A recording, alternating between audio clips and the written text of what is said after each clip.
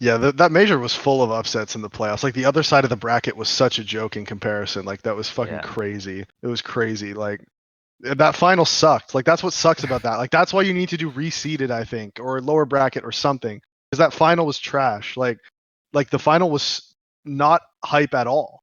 It Like was literally the least rounds of any major final ever. yeah, what was the score? It's like 16-5, 16-6 or something. Yeah, 11 rounds for a Vanguard in a BO3 total. Like come on, dude. So yeah. Come on. Yeah, just. Yeah. Hello? Hey. My How- screen just went black. What the? Oh, you fuck? probably just went to sleep mode. Yeah. When you guys played, I panicked.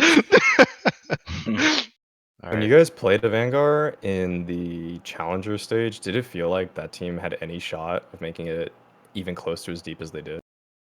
No, they just weren't hitting shots, and we felt like we were reading them really easily. So like, I just didn't feel like they had anything innovative. So maybe after we beat them, they went back to the drawing board and just added a whole bunch of new stuff. Like sometimes hard losses like that, like we just rolled over them 2-0. Sometimes hard losses like that, they can just go back and scrap everything. And then you saw like in the playoffs, they started playing actually really good CS. So I have no idea how that affected them, but when we were playing against them, we just felt like we were the better team in the server. Did it feel like James was Jesus Christ himself No. when you were playing against them? We would hunt him down Saving every James. round he was saving. As soon as I saw he I was last noticed light, it. I'm like, fucking hunt. Yeah. Hunt this man. No saving. Yeah. No saving James. Yeah. Last week we were talking to Valens, and he had said, I asked him, I was like, which player? Oh, I just went black too. Here we go. I'm back.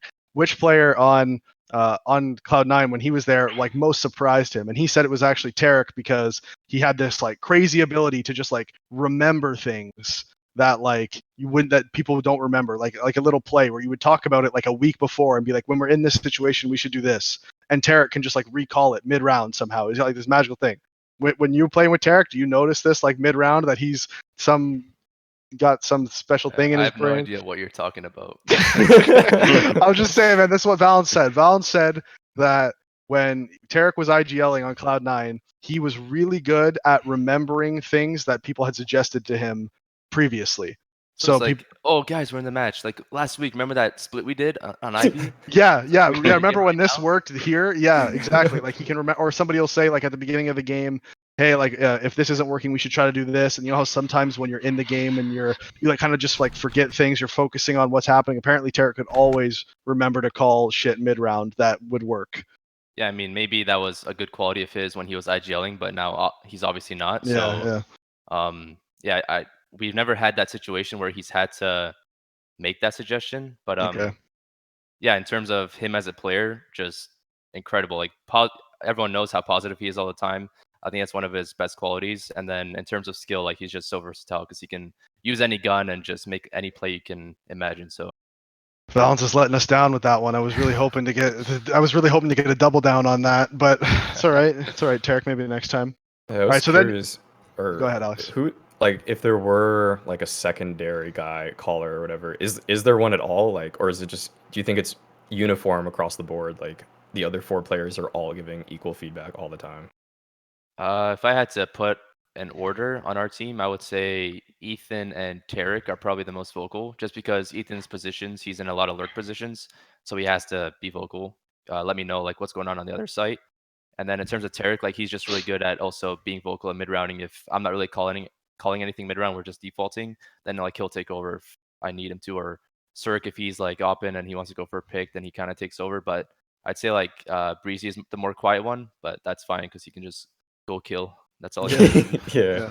Listen, now I have a problem with Cirque because like I was MMing the other day and I was streaming, me and Flom, we were playing, and Cirque comes into my chat and he's like, yo, let me play. And I was like, all right, Cirque, come play. And he comes in and immediately starts shit talking me, right? He's this kid, and then he goes negative in the MM game, TKs and gets himself kicked.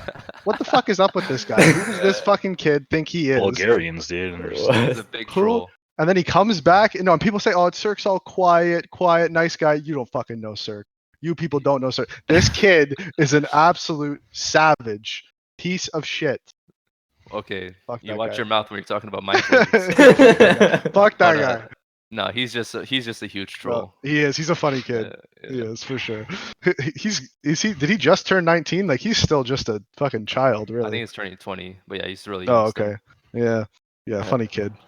Yeah. Yeah. Well, and there's all this drama going on right now with the Singularity team, where they have 3 months left on their contracts, and they know that like Steel is trying to make that team with whatever org he's trying to make with. I don't know if it's public. I'm not going to Okay. say too much. Oh, What? I was about Okay. to say it, but no. No, don't Almost say it, a don't leak. say it. Almost leaked. I don't know if it's public or not, so I'm just not going to say what org or whatever's happening. But it's pretty common knowledge at this point that Steel's trying to make a team and buy their like the Singularity team. Like I think it's Shakezilla and who's the other guy? Hydrex. And Singularity, because of that, is asking like 60 grand buyout, and it's like 60 grand for 2 players, their MDL spot that comes with it. Whatever else their goes on. ECS I mean, but what spot. kind of Their contract did they ECS spot. sign? That's what I mean. That's what I'm saying. So That's like, their fault. I agree. We line up on this shit, Pete. Like, we line up on this shit. Like Like, if you're sure, gonna the sign org a is shady for contract, doing that and holding them up to it, but like, see, you're the dumbass. I don't even that think signed it's the contract. shady. I don't even think it's shady. Like, I don't even think it's like if you have this team, they're with this, and another org is coming in, and this org and this team cannot exist without your players. When you're in that situation, you get to make the market value at that point. Like it's not shady to do that. Like they're looking out for their business.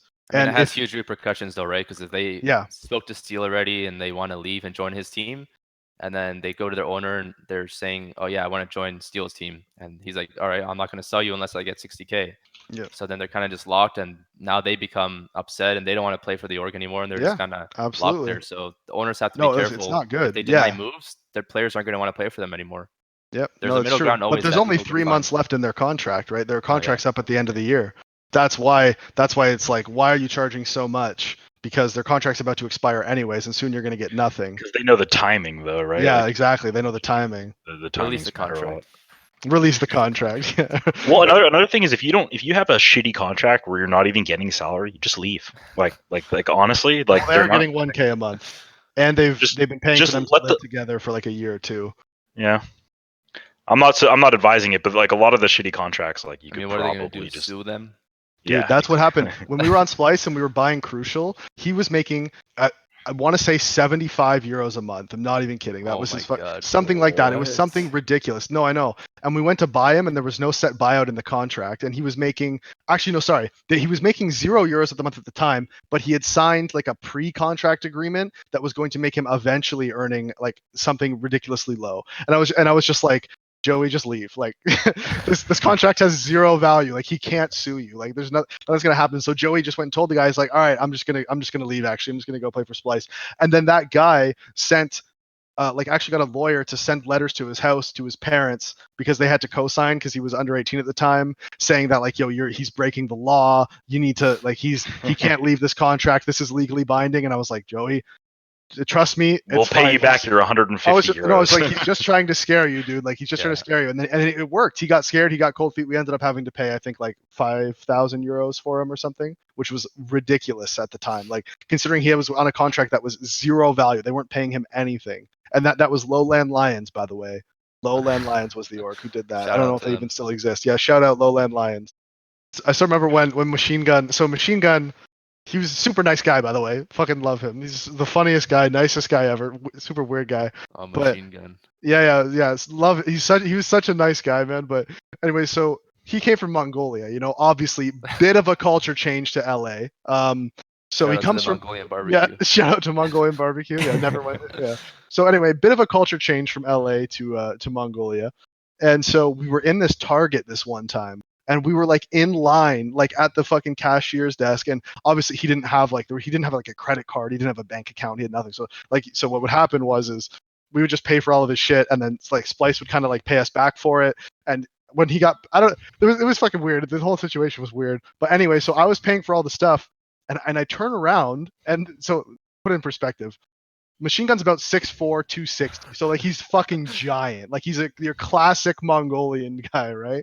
And we're standing in line at this cashier, and I turn around and I look at him because he wasn't like standing next to me anymore. And I turn around and look, and there's some lady holding like her fucking like like the shopping cart like this. She's just fucking wide-eyed, and she has her baby sitting like in like the seat on like the shopping carts, and Machine Gun's just like walking up to the baby, touching the baby's stomach. He picks up the baby, and I was like, no, you Oh can't my pick up other God. people's babies. And I'm like, and he just picks up the baby, and he's like, hello, yeah, and he's like rubbing the baby's belly and shit, and this lady's just standing there like, what the You fuck? didn't ask her? No, nothing. He Grabbed the baby he just and grabbed picks this it up? lady's baby, dude. And I was like, and I walked over to him, and I was like, and then she looks at me, and I walk up like, fuck, sorry. Like, I'll come and I was like, Tevna, put the baby down. That's it. But and he puts the baby down, and he looks at her, and he's like, so cute. And I was like, okay, yeah, let's go, bud. Let's fucking leave now that you've just manhandled this lady's child. That's This so like funny. Dude, it was so funny. Like I was like looking back at it now, it was hilarious. But this lady was just fucking terrified. She was like, "Oh my god, this giant Mongolian dude is holding my baby right now. Like, why is this happening?"